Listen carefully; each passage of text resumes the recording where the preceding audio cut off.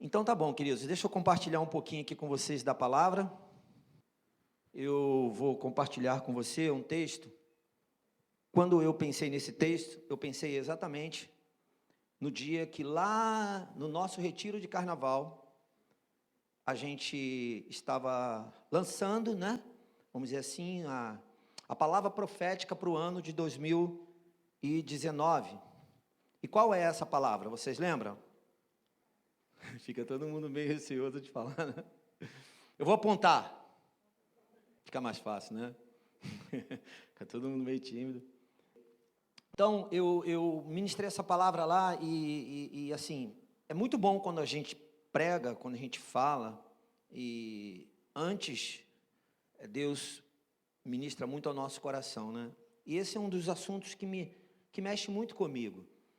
Esse texto é muito conhecido nosso, por isso eu estou falando que não é uma repetição da palavra, mas tem muito a ver com o contexto, né? Porque nesses dias lá nós começamos a falar desse tema, autoridade e graça. E a gente sabe que a graça que nós conhecemos, a graça que nós vivemos, ela veio através de Jesus Cristo. Amém, igreja? Então, se nós hoje temos a graça, essa graça salvítica, essa graça que nos salva, que nos leva à salvação, ela veio por causa de Jesus. Então, por que temos a graça hoje? Porque Jesus, na sua missão, no seu papel, ele cumpriu exatamente tudo que o Pai estabeleceu para ele, e ele cumpriu, e foi para a cruz, e morreu na cruz, e lá na cruz ele estava cumprindo uma promessa do Pai para nos salvar, e não bastou a cruz, ele ressuscitou ao terceiro dia, e a Bíblia diz que ele subiu aos céus, está sentado à direita do Pai. Amém? Então, isso tudo Jesus fez, e ele é uma referência para nós. Eu não sei como é para você, mas eu acho que eu já falei isso aqui, mas é bom repetir, né? É bom repetir. Chega uma hora na nossa vida, como cristão, eu não sei como é para você, mas chega uma hora na nossa vida, e isso aconteceu comigo, que era como se a minha vida virasse, é como se não tivesse mais como voltar atrás. Tinha um discípulo que caminhou comigo muitos anos, e ele veio de uma vida muito promíscua, uma vida muito, muito complicada, e esse homem, ele foi muito interessante, porque ele sentou um dia comigo, e ele me mostrou, ele fez uma lista do que ele precisava. Você já ouviu falar numa frase que diz, os 7 pecados capitais? Ele tinha 8, o dele não era 7 não, era uma lista de 8, e muito interessante, porque ele falou assim, olha, eu vou largar tudo isso, eu vou abandonar tudo isso, pastor. E ele era doido, gente, mas era doido, a oração dele era doida, ele orava assim, era muito engraçado, mas eu vi, com os meus olhos, aquele homem, riscando o último item daquela lista, eu vi, bem, mas ele tinha uma frase que ele falava o seguinte, a ponte caiu, não tem mais volta. É mais ou menos isso. A gente chamava esse moço de Ferreira, e ele falava isso. Já era para a gente, na época, já era um senhor. E ele falava, pastor, a ponte caiu. E ele era malandrão, sabe? Ele chegou, ele só tinha gíria. Aí, cara, aí não sei o que. Imagina, 60 anos de idade, cheio de gíria. Aí ele fala, a ponte caiu, parceiro. Aí eu, graças a Deus que a ponte caiu.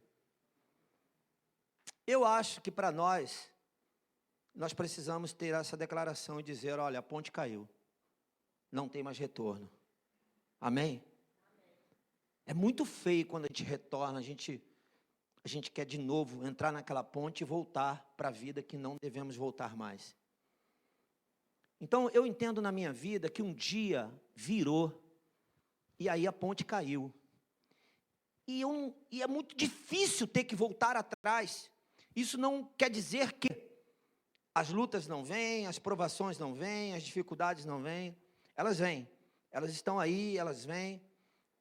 Nós somos provados todos os dias. Mas a questão é, você precisa ter a certeza de que a ponte caiu, de que não dá para voltar mais. Amém, queridos? Não queira desistir. Não queira nem permitir que na sua boca chegue uma palavra assim: não quero saber mais, vou desistir, não dá mais certo, vou abrir mão. Não pense nem em deixar chegar isso nos teus lábios. Se chegar no teu coração, você ali mesmo já repreende, manda fogo do Espírito ali, queima aquela palha e nunca perca tempo declarando: não quero mais, não vale a pena, Deus me esqueceu, vou voltar atrás, vou voltar para a vida que eu tinha. Não, pelo amor de Deus, nunca faça isso. Não vale a pena. Deixa a ponte caída lá, não queira construir mais ponte nenhuma, não queira nem olhar para trás. Prossiga para o alvo. Amém? Jesus deixou um legado para nós poderoso. E quando nós entendemos esse legado, e por isso esse texto me chama muita atenção, porque ele está alertando uma quantidade de homens que tem os seus nomes, mas eles tinham uma identidade, que eles eram chamados de discípulos de Jesus. E Jesus agora está fazendo um discurso para eles, e mostrando para eles o legado que ele tinha, e que ele estava deixando para aqueles homens. Nós que servimos a Cristo, ou que estamos aqui nessa noite, pronto, estamos aqui nessa noite, não temos mais como sair daqui, estamos aqui, estamos sentados aí, e ponto final, e não tem mais história, agora sou eu e você, e a gente precisa entender que Jesus deixou um legado para nós, ele deixou uma história de vida para nós. Posso ouvir um amém? Tem uma salvação, tem um plano da salvação, teve o plano da regeneração, mas eu preciso entender que há um legado de uma história que Jesus deixou, e ele precisa ser uma referência para mim ao longo da minha vida. Eu não posso de maneira nenhuma abrir mão de Jesus, e ele, quando ele começa a falar aqui com os discípulos, é muito interessante, porque esses homens estão ali ansiosos, eles sabiam que alguma coisa ia acontecer, eles sabiam que estava chegando a hora que Jesus ia embora, eles sabiam disso, e isso certamente era um temor no coração deles, né? Enfim, se a gente for olhar para a nossa vida, para a nossa história, uma mãe liberar um filho é um negócio tão complicado, né? Uma mãe liberar um filho para o filho ir é uma coisa tão complicada. Um pai liberar um filho para o filho ir é complicado. Eu fico imaginando esses filhos de Jesus ali com ele, e eles sabendo que Jesus ia. Jesus não ia ficar. Jesus não ia ficar. Vocês estão entendendo isso? Jesus não ia ficar, ele ia embora, e aqueles homens sabiam disso. Eles poderiam até nem querer pensar nisso, mas eles sabiam. Aí Jesus deixa algo aqui poderoso, poderoso. Por isso que nós podemos falar de autoridade e graça, porque é o Jesus da graça que fala para aqueles homens sobre autoridade. É o Jesus da graça que distribui autoridade. Por isso você pode ir mais longe, porque o Jesus da graça que está sobre a sua vida te enche de autoridade. Ele é o dono da graça, e ele nos enche de autoridade. Ele falou assim, os 11 discípulos, no verso 16 do capítulo 28 de Mateus. Capítulo 28 de Mateus, verso 16. Ele diz assim: os 11 discípulos foram para Galiléia, para o monte que Jesus lhes indicara. Quando o viram, o adoraram, mas alguns duvidaram. Verso 18, então Jesus aproximou-se deles e disse: aqui tem um segredo poderoso, mas que está exposto para nós, que está bem explícito para nós. Jesus disse assim: foi-me dada toda autoridade. E uma coisa que eu levo à risca é essa questão da toda, tudo. Isso para mim é literal. Foi-me dada toda autoridade. uma coisa que eu chamo a atenção para essa fala aqui, é que Jesus é Deus. Posso ouvir um amém? Amém? Jesus é Deus.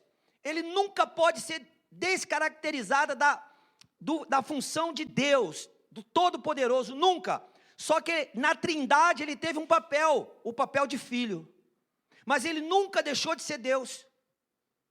Cuidado, porque tem teologia tentando provar que Jesus só se tornou Deus quando ele chegou na cruz e venceu a morte. Mentira! Existe uma teologia que tenta provar que Jesus só se tornou Deus, igual o Pai, tá? Quando ele chegou na cruz, morreu e venceu a morte ao terceiro dia. Agora ele é Deus. Não. Jesus é Deus desde o início. Ele era o Verbo, ele estava com Deus, ele estava na criação. Posso ouvir um amém? Então isso fica claro para nós como cristãos que creem na Bíblia como palavra de Deus.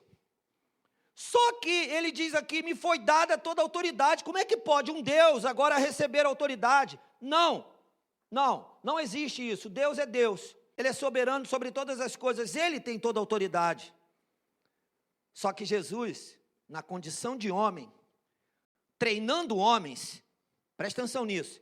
Jesus, na condição de homem, treinando homens, Jesus, filho de Deus, gerando filhos agora, ele precisava dizer para aqueles filhos, para aqueles discípulos, o que ele tinha recebido, quem ele era e como eles deveriam fazer. Vocês estão entendendo isso? Por isso Jesus falou essa frase, me foi dada toda a autoridade. Ele tinha toda a autoridade, mas agora ele fala para os discípulos, me foi dada toda a autoridade, na condição de homem, de quem viveu a vida do Pai. Vocês lembram que o Evangelho muitas vezes fala de que Cristo estava no Pai, Ele estava no Pai, Ele estava no Pai. Quantas expressões tem no Evangelho sobre isso? Então isso fica claro para a gente de que ele era um discípulo do Pai, de que era filho do Pai. E ao mesmo tempo aqui agora, ele tem um monte de filhos em volta dele, ele tem um monte de discípulos, ele tem a igreja dele, e agora ele está falando para a igreja dele, olha igreja, me foi dada toda a autoridade, todo poder, nos céus e... Olha o conjunto. Jesus podia dar para eles autoridade só nos céus, ou falar para eles da autoridade que ele tinha no céu, porque ele era Deus, mas só aqui na terra, ele também teve autoridade. Por que ele teve autoridade? Vocês sabem me dizer?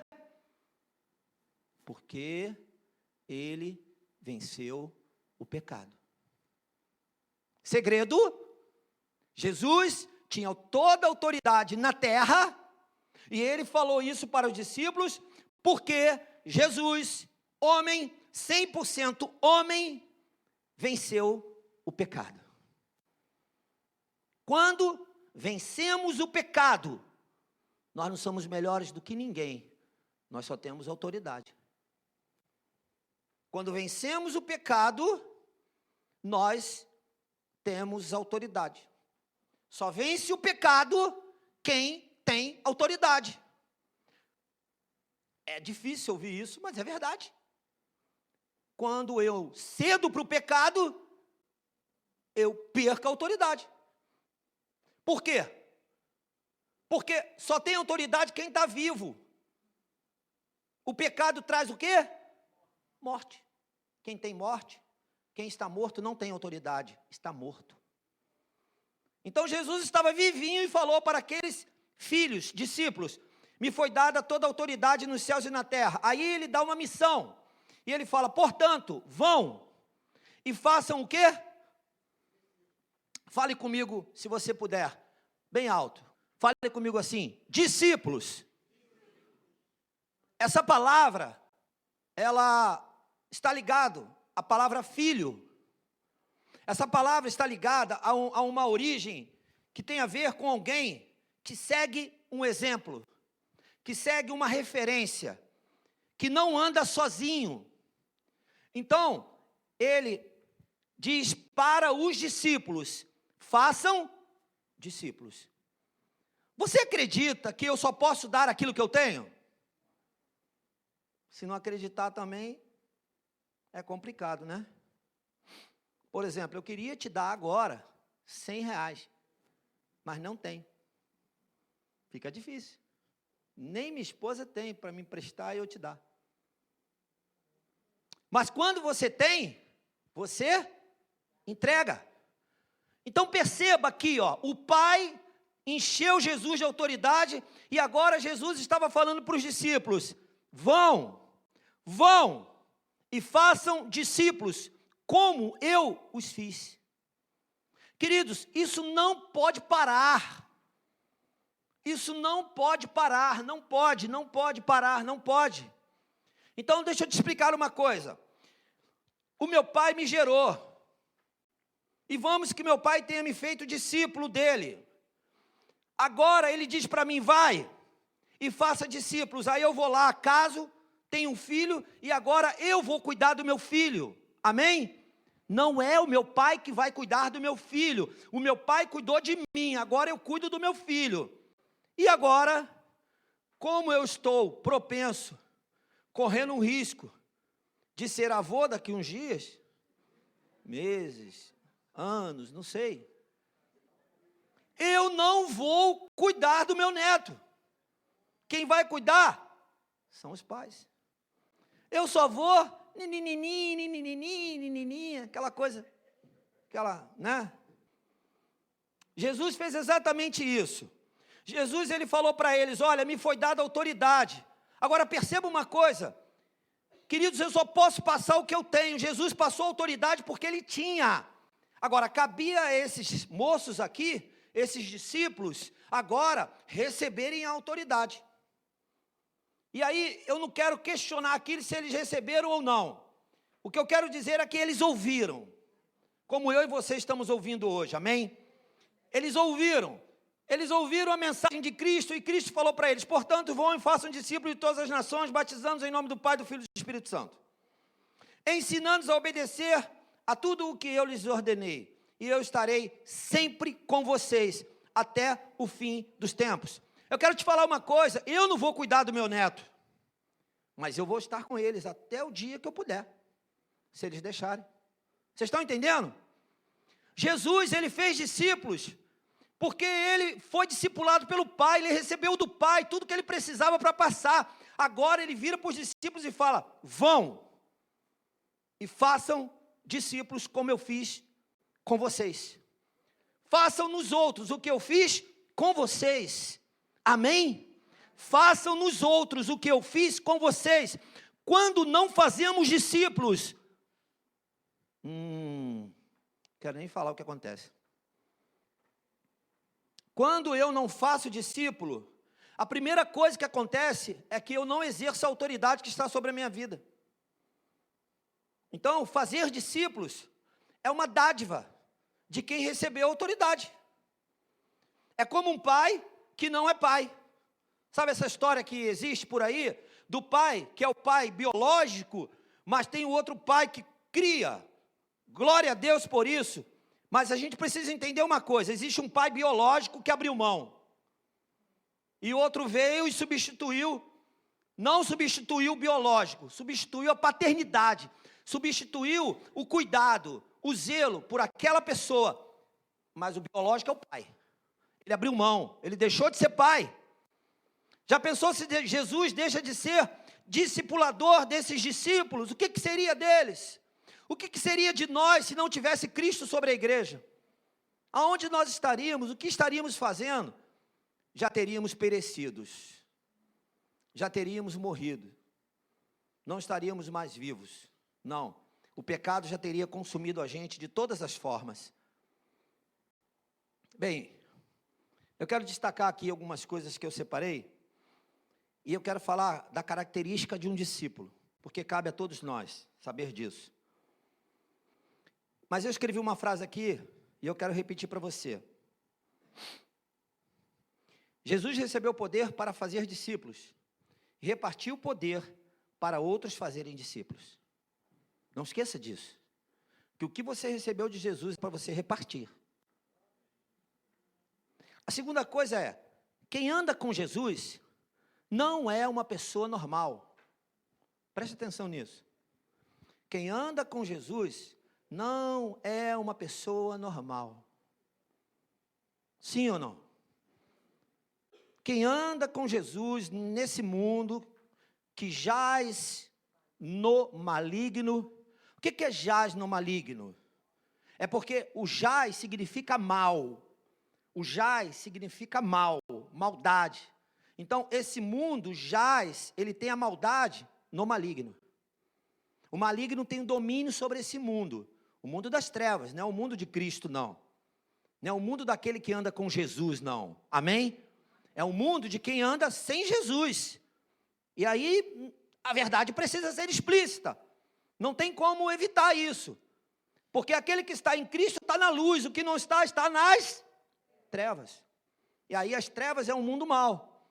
Então o mundo jaz do maligno, quer dizer, o mundo está debaixo da maldade do maligno. Mas quem anda com Jesus não é uma pessoa normal. Mas é o que quem anda com Jesus? Ou o que deveria ser quem anda com Jesus? Você tem uma resposta para isso? Não precisa me responder agora. Mas eu tenho uma resposta para isso. Se você olhar a Bíblia e o que nós estamos lendo aqui, essas pessoas, esses homens que andavam com Jesus, eles eram chamados de quê? Discípulos. Então deixa eu repetir para você, quem anda com Jesus não é normal, porque é um discípulo. Aí é que a coisa aperta. Pensa que vai ficar fácil? Não vai não, porque quando eu sou um discípulo, eu estou copiando alguém. Quando eu sou discípulo, eu estou debaixo da autoridade de alguém. Quando eu sou filho, eu dou satisfação a um pai. Amém? Quando eu sou ovelha, eu devo obediência a um pastor. Quando eu estou numa sala de aula como aluno, eu devo obediência a um professor. Quando eu estou numa empresa e sou um funcionário dela, eu devo obediência ao dono daquela empresa. Agora eu vou pegar pesado. Quando eu estou no Brasil e sou cidadão, eu devo obediência ao governo desse país. Queira você gostar ou não. Isso é assustador, né? Isso é assustador. Isso deixa todo mundo com o pé atrás. Não, tudo menos isso. Achar que eu estou debaixo de um governo onde a notícia não é boa sobre ele, ixi, aí não dá certo não. Mas eu quero anunciar para você que quando eu sigo a Jesus, eu não sou normal, eu sou um discípulo, e discípulo tem atitudes diferentes de quem é normal. Nesse mundo, você não pode ser normal. Nesse mundo que jaz o maligno, você não pode ser normal desse mundo. Porque se eu for normal, eu vou pactuar com o mundo. Só que o mundo é trevas, e aonde eu vou parar? Nas trevas. É tenso isso, é tenso até para pregar, até para falar para você é tenso. Não é fácil não. Porque hoje eu olho para uma sociedade, e às vezes muito perto de mim, e eu vejo que as pessoas não querem. Eu vejo que está difícil. Queridos, foi assustador para mim quando eu vi um garoto de 18 anos de idade, 17 anos, magrinho. Um garoto, e o garoto me enfrentar, mas me enfrentar com uma altivez, parar comigo assim, ó, a um palmo de mim, e querer me afrontar, e a carne, sabe, querer falar mais alto, e agora você fazer o quê? Porque a sociedade diz que aquele menino ele está certo, ele está correto, porque ele é malandro, porque ele é esperto, porque ele tem que ser desse jeito, porque ele tem a opinião dele, porque ele tem que mostrar que é umas coisas assim loucas, e não tem mais respeito. Eu virei para esse menino e falei, menino, você está me desrespeitando, eu sou um homem de 53 anos de idade, você é um menino. Mudou nada. Não tem mais respeito. Queridos, deixa eu te falar uma coisa, discípulo de Jesus respeita o outro, amém? Discípulo de Jesus respeita o outro, tem respeito pelo outro. Quando o outro fala, ele fica calado. Quando é mais velho, ele respeita os cabelos brancos do outro. Discípulo de Jesus. Mas quem não é discípulo de Jesus, não está nesse time, esquece. Só que eu estou falando isso para vocês hoje, eu preciso falar isso, porque é o que está ardendo no meu coração, mas é difícil.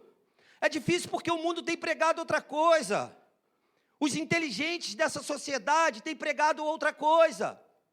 Têm falado de outras vertentes, de outras mentiras que se tornaram verdades.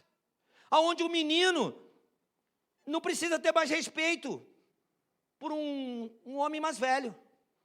Aonde nós precisamos ter leis para que as pessoas entrem no ônibus, num coletivo, e tenham uma placa dizendo, olha, você tem que dar o lugar para o deficiente, para o mais velho, para a grávida. Não precisava na minha época de menino, não precisava, eu entrava no ônibus, se eu tivesse sentado e entrasse uma mulher grávida, um deficiente, um senhor, eu levantava e dava o lugar. Discípulo de Jesus faz assim até hoje. Discípulo de Jesus não bota fone no ouvido e senta e fecha o olho e finge que está dormindo para não dar o lugar para a mulher grávida. Não, é diferente. Discípulo de Jesus respeita o mais velho, respeita, isso não acabou não, isso é verdade até hoje. Discípulo de Jesus respeita o pai e a mãe, independente do que eles fizeram na vida deles, precisa ter respeito. Eu separei 4 características aqui de um discípulo. Atos 6, verso 7. Fala assim, assim a palavra de Deus se espalhava. A palavra de Deus se espalhava. A palavra de Deus se espalhava. Por causa disso, crescia rapidamente o número de quê? Não era de gente não, queridos. Era de discípulos. Então a primeira característica de um discípulo é seguir a palavra. É viver a palavra. É comer a palavra. É praticar a palavra. É andar segundo a palavra. A palavra de Deus espalhava e aí crescia a quantidade de discípulos. Isso quer dizer que um verdadeiro discípulo anda segundo a palavra. E vou dizer uma coisa para você, não tem negociação não. Não se negocia com a palavra não. Você não tem 2 interpretações para o texto não. A verdade é uma só, posso ouvir um amém? A verdade é uma só. Queridos, quando eu leio aqueles textos que falam do pastor, que fala da repreensão ao sacerdote, pelo sacerdote não cuidar das ovelhas, meu Jesus, eu fico desesperado. Porque eu entrei nesse negócio, né? Eu entrei nesse negócio de ser pastor, e agora eu não posso voltar atrás, a ponte caiu. Eu preciso de alguma forma ser exemplo para você. E ser exemplo sempre para você. Sempre eu vou ter que ser exemplo para você, eu não posso escorregar um dia. Se eu escorregar, você vai ter que ter misericórdia de mim. Olhando para Jesus, e Jesus tendo misericórdia de mim, tu vai falar, Jesus teve, então eu vou ter também. É assim que funciona. Mas a grande verdade é que quando eu decidi ser discípulo de Jesus, acabou. A ponte caiu e as minhas atitudes agora são diferentes. Eu preciso andar segundo a palavra. Eu preciso ser um modelo, como Jesus foi um modelo para mim. Eu preciso ser um modelo de Jesus aonde eu estiver. Lembre-se de uma coisa, você que é discípulo de Jesus, quando você está onde você está, fazendo o que você está fazendo, quando você é discípulo de Jesus, 2 pontos. Quando você está fazendo o que você está fazendo, está onde você está, quem está sendo representado ali é Jesus, não é você. Lembre-se disso. É muito importante nós lembrarmos disso. É muito fácil aqui na igreja a gente facilitar as coisas, a gente e tal, né? Abraça o irmão, abraça, fala com o irmão, fala com o outro, é muito legal. Quando a coisa está lá fora e que estreita, aí que é complicado. Aí as pessoas olham e falam, tu é de Jesus mesmo? Tu é mesmo de Jesus? Tem certeza? Com essa atitude aí? Com esse comportamento aí? Eu sou discípulo de Jesus, então Jesus está mal na fita. Jesus está comprometido. Não tem jeito, não tem negociata. Não tem como voltar atrás. Se você voltar atrás, você morre. Se você for adiante, for um mau exemplo, Jesus vai ser comprometido. E qual é a saída? Saída número 1, seguir a palavra. Viver segundo a palavra. Andar segundo a palavra. Lá em Jerusalém crescia a quantidade de discípulos. Também o número grande de sacerdotes. Olha isso aqui. O número grande de sacerdotes obedecia à fé. Deixa eu te falar uma coisa, já existia sacerdote, mas um número grande obedecia à fé, sinal de que tinham alguns que não obedeciam. Assustador isso. É assustador isso.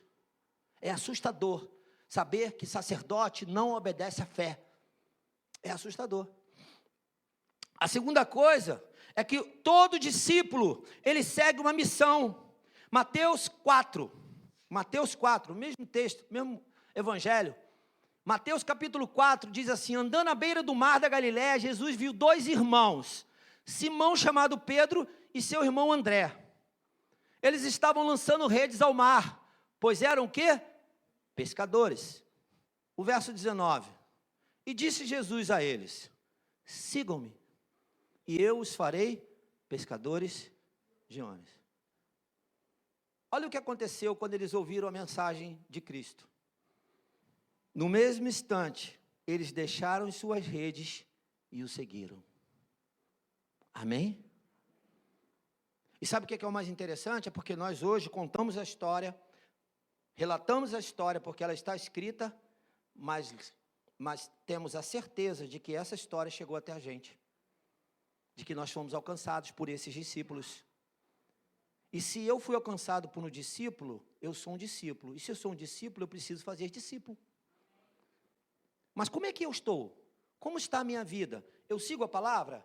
Eu tenho uma missão? Porque esses discípulos resolveram ter uma missão. E todo discípulo tem uma missão. Se você chegar diante de um discípulo e falar, discípulo, pois não, senhor? Sabe igual militar? Oh!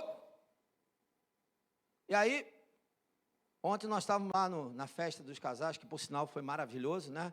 E aí falando, vamos ficar em pé? E aí o militar, né? Rapidinho ficou em pé e fez sentido, né? Rapidinho, todo mundo, o militar, rapidinho, fez sentido. É claro, porque está acostumado, debaixo de uma ordem, rapidamente levantar e se posicionar. Jesus faz assim, discípulo, aí tu, pô não, é aqui. Você tem autoridade, você é discípulo. Amém? E você se posiciona como discípulo. E você vai lá e cumpre a missão. Todo discípulo tem uma missão. Quando você acorda, a tua vida não é, não, você tem uma missão. Discípulo que é discípulo tem uma missão. Não acorda e não tem nada para fazer, não. Quando acorda, tem sempre alguma coisa para fazer. Porque a missão é maior. Eu não sei se você sabe, mas a missão que Jesus estava transferindo para os discípulos era maior do que os próprios discípulos. Sabe qual é o grande problema nosso? É quando nós dizemos que somos discípulos e achamos que somos maiores que a missão. Não somos. Nós somos instrumentos da missão. Posso ouvir um amém? Querido, quando você casa, e você agora é da sua esposa, e a sua esposa é sua, acabou. Você já não é mais teu dono. Ela agora é o teu dono. E você é dono dela. Doa quem doer. Mas a Bíblia diz isso. E vai um pouco mais longe. Nos tornamos uma só carne. Agora somos donos um do outro. Somos propriedade um do outro. Exatamente como acontece com os discípulos de Jesus. Eu já não sou mais meu. Eu não sou dono de mim. Agora eu sou discípulo de Jesus. Agora eu ando segundo a palavra de Jesus. Agora eu faço segundo a missão que Jesus estabeleceu para a minha vida. Posso ouvir um amém? Eu já não sou qualquer um, não sou solto, eu não sou normal, eu sou diferente, eu sou discípulo. A terceira coisa é que um discípulo, verso 20, Mateus 28, vamos voltar lá para Mateus 28, e o último verso me chamou a atenção a parte B do verso, o verso 20, que diz assim, a parte A do verso, do verso 20, diz assim, ensinando-os a obedecer a tudo o que eu lhes ordenei. Olha que coisa interessante, olha Jesus falando para eles assim, olha, vocês vão ensinar aos discípulos a obedecer a tudo o que eu ensinei para vocês. É uma transferência, se eu não transfiro, eu comprometo o outro. Querido, se eu sou discípulo de Jesus e não ajo como Jesus, eu comprometo Jesus. Se eu sou filho do meu pai e não faço como filho do meu pai, eu comprometo o meu pai. Salomão só recebeu uma parte da herança por amor a Davi, porque senão nem isso ele receberia. Deus tem um compromisso fantástico com o pai, que cuida do filho. Deus tem um compromisso fantástico com você que é discípulo, porque você vai fazer discípulo. Vocês estão entendendo o que eu estou falando? Ele nos enche de autoridade para fazer discípulos, não para o nosso bel prazer, não para satisfazer a nossa vontade, a nossa carne. Então, o que eu destaquei aqui no terceiro ponto? Fale comigo, obediência. Então, eu quero falar uma frase para você, e guarde essa frase. Guarde essa frase que eu vou falar para você, sobre obediência. Guarde no teu coração, ou se você escreve, escreve. A obediência não é obediência velada, não é obediência que fala, eu obedeço, vira as costas, não vou obedecer nada. Não é essa, é a obediência. Então presta atenção, a obediência coloca Satanás no lugar dele. Você escreveu isso? Você precisa escrever isso, você precisa colocar isso no teu coração. Sabe por quê? Porque o céu, ele foi dividido por causa de quê? Desobediência. Aonde você coloca o Satanás, o capeta, o diabo no lugar dele de novo? Quando você, discípulo, obedece.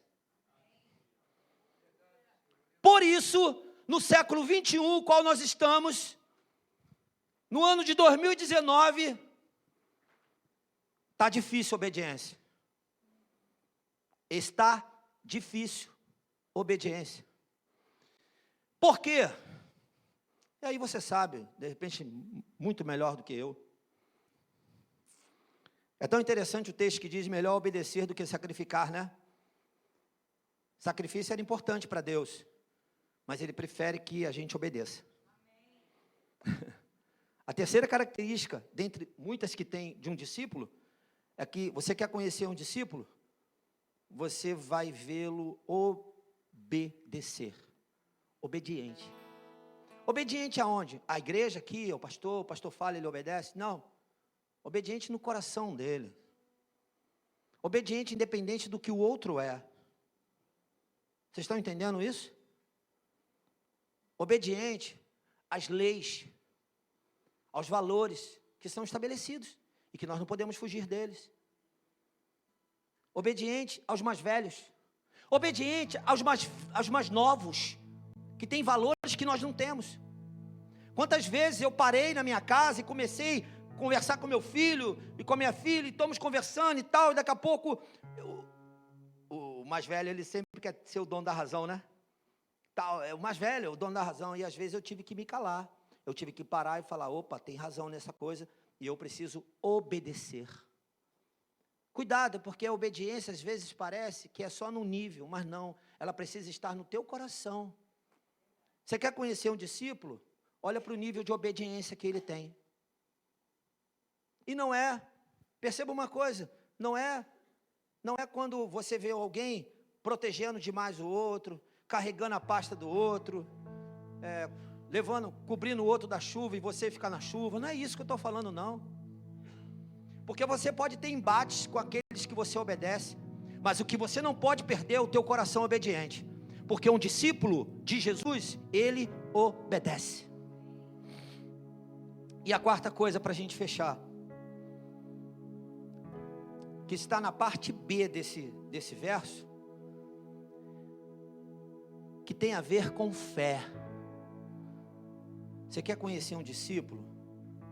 Olha para a vida de fé dele. Olha pelo que ele vive.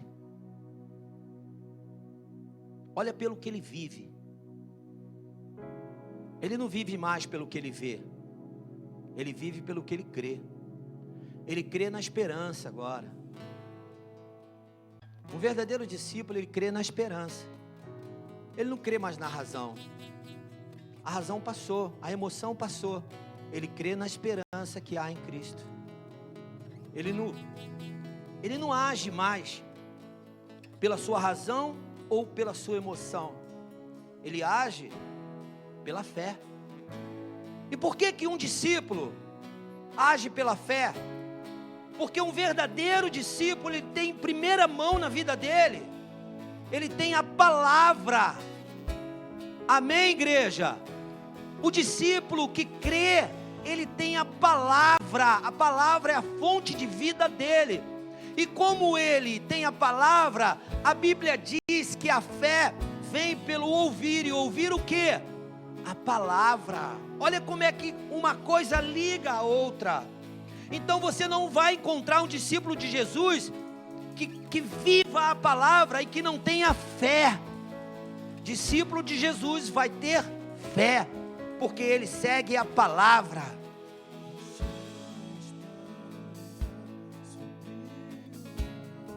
O último trecho desse versículo 20 diz assim: e eu estarei sempre com vocês até o fim dos tempos. Sinceramente, eu quero te perguntar: você acredita nisso? Você acredita que Jesus está com você todo o tempo? O fim nós não sabemos. Eu não sei o fim. Eu não sei. Até sei o fim de algumas coisas, mas o fim que Cristo tem para nós, eu sei que é o céu, mas não sei quando vai ser. Agora, se eu sigo a palavra, tenho uma missão e sou obediente e tenho fé, eu não vou me preocupar com o fim. Eu vou me preocupar em seguir a Cristo. E vou ter a convicção no meu coração de que Ele estará comigo todos os dias.